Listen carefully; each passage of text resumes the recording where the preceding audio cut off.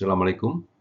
Kali ini kita akan membahas tentang salah satu topik strategi, yaitu Strategic Alliance dengan framework Build, Borrow, Buy dari Capron and Mitchell. Strategic Alliance ini merupakan pengaturan bebas antara sejumlah perusahaan yang melibatkan sharing dari pengetahuan, resource, atau kapabilitas dengan tujuan untuk pengembangan proses, produk, atau servis. Model ini sering digunakan sebagai cara bekerja sama pada sejumlah high-tech industri. Strategic Alliance ini dapat memfasilitasi investasi, baik atau tanpa kepemilikan investasi berupa ekuitas, untuk menjalankan suatu bisnis tertentu sesuai dengan yang dikerjasamakan. Nah, payung dari kerjasama ini kita sebut dengan Strategic Alliance, itu bisa meliputi kontrak jangka panjang, Equity Alliance, atau Joint Venture. Kita akan lihat framework-nya seperti apa. Pertama adalah alasan.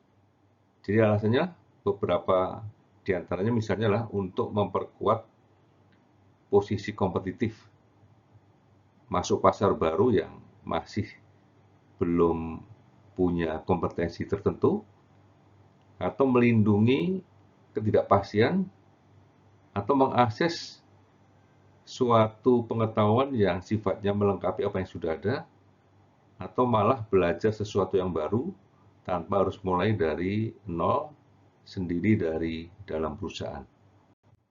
Bentuk dari alliance ini bisa non-equity, misalnya dalam bentuk kontrak, equity alliance dalam penyertaan sejumlah saham tertentu, atau joint venture.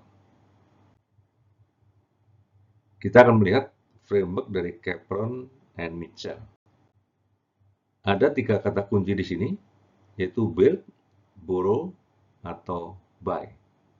Nah, build artinya perusahaan ingin mengembangkan kompetensi secara internal. Sementara borrow adalah berhubungan dengan kontraktual atau yang kita sebut dengan strategic alliance. Sementara buy ini mengakuisisi resource baru. Jadi di sini perusahaan membeli perusahaan yang lain. Kita lihat bahwa model ini build, borrow, atau buy merupakan salah satu dari pola yang berhubungan antara membangun sendiri atau mengakuisisi. Sementara borrow adalah di tengahnya antara build dan buy. 4 kata kunci di sini adalah relevansi, seberapa relevan resource itu terhadap pengembangan bisnis perusahaan. Jika relevan ada di dalam internal perusahaan, maka akan mempengaruhi seberapa mungkin perusahaan bekerja sama dengan pihak lainnya. Kemudian tradability, seberapa mudah diperdagangkan, diperjualbelikan resource atau kompetensi yang ada tersebut. Yang ketiga, kedekatan kita dengan sumber atau calon partner tersebut. Seberapa mudah kita untuk bekerja sama. Dan yang terakhir, integrasi, seberapa mungkin mengintegrasikan ke dalam perusahaan antara perusahaan yang ditarget, yang diakuisisi dengan perusahaan pembelinya. Yang pertama adalah seberapa relevan sumber internal.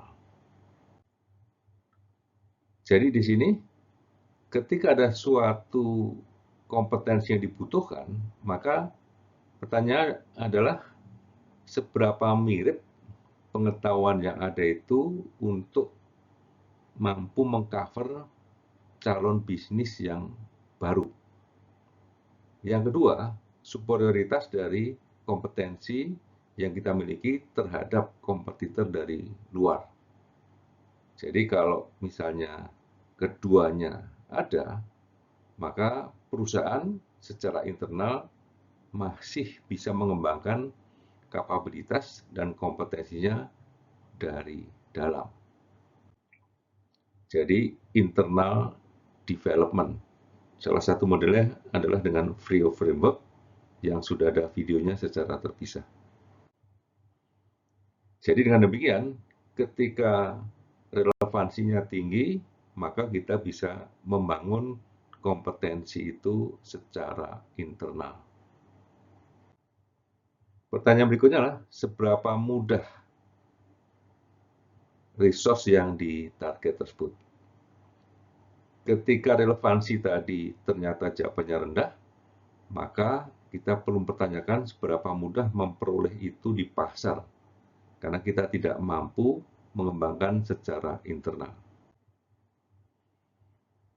Jadi tradable ini berimplikasi bahwa perusahaan mampu memperoleh sumber itu melalui semacam kontrak.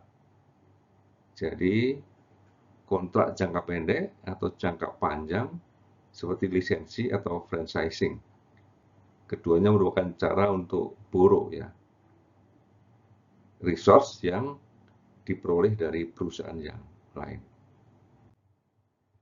Jika jawabannya tradability-nya tinggi, maka kita bisa memasuki strategic alliance dengan dua model di sini, kontrak dan licensing. Lisensi atau licensing itu bentuk kontrak jangka panjang antara perusahaan dengan si pemilik intellectual property. Si pemilik merek atau produk memberi lisensi kepada perusahaan dalam jangka waktu tertentu pada level tertentu dengan kompensasi yang disepakati tanpa kepemilikan saham. Yang kedua, franchising ini misalnya kita temui dalam perusahaan-perusahaan yang terkait dengan fast food. Jadi si pemilik franchise ini atau franchisor memberikan hak kepada franchisee untuk mengembangkan bisnisnya. Jadi si franchisee bisa memperoleh resource dengan kontrak tertentu yang kita sebut dengan kontrak franchising.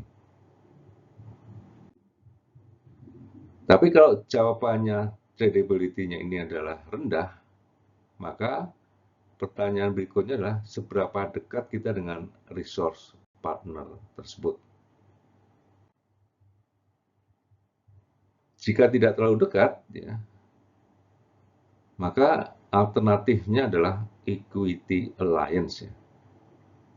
Jadi kalau equity alliance di sini adalah bentuk kepemilikan saham dalam jumlah tertentu. Dengan pengertian bukan jumlah dominan.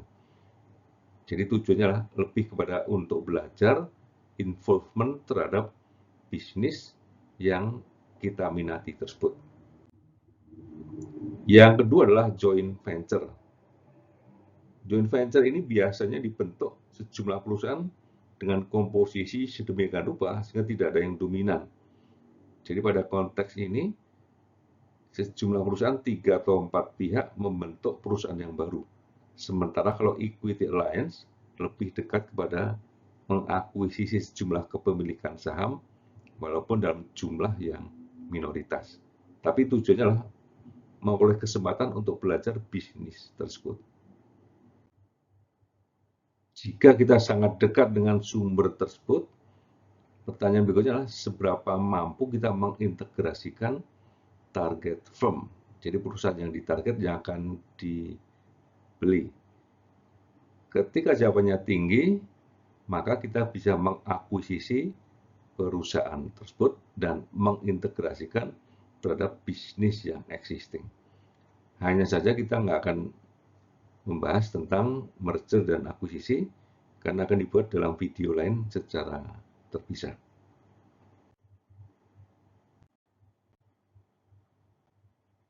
Baik, jadi sekali lagi, kalau kita ambil keputusan borrow tadi, maka itu akan mengarah pada strategic alliance dengan dua alternatif besar. Yang pertama adalah contractual alliance, yang kedua adalah equity alliance. Contractual alliance akan berupa long-term kontrak, licensing, dan franchising. Sementara equity alliance bisa berupa equity alliance itu sendiri, kepemilikan minoritas di perusahaan tertentu, atau joint venture. Kita membentuk perusahaan joint venture di mana tidak ada yang dominan di dalam kepemilikan saham. Demikian, semoga bermanfaat. Wassalamualaikum warahmatullahi wabarakatuh.